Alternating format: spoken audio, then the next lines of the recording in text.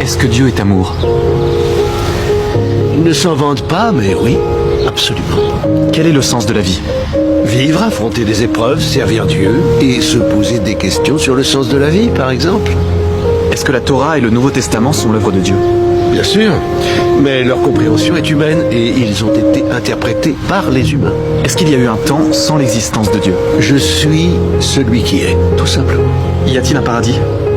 Oh oui, mais vous ne devez pas l'imaginer comme un lieu. Donc Satan existe aussi?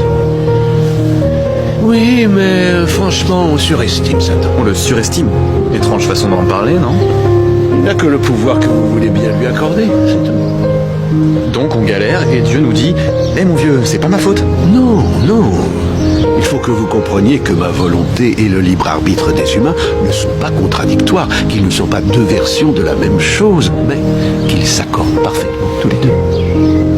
Très bien, regardez ça, un jeu d'échecs. Les pièces interréagissent, il y a des règles. On prend des pièces et on en donne. Mais deux pièces ne peuvent pas être sur la même case en même temps. C'est pareil pour vous et moi. Les gens font des choix.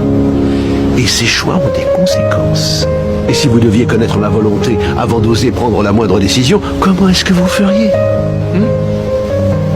Qu'advient-il de nous après la mort? Vous ne faites plus qu'un avec l'Éternel. Donc mon âme est immortelle. Eh bien, ça ne serait pas une âme si ce n'était pas le cas. Est-ce qu'un athée peut avoir des valeurs morales? Mais oui, bien sûr. Vous pouvez toujours construire une maison sans fondation. Mais alors il faut espérer que la terre ne tremblera jamais.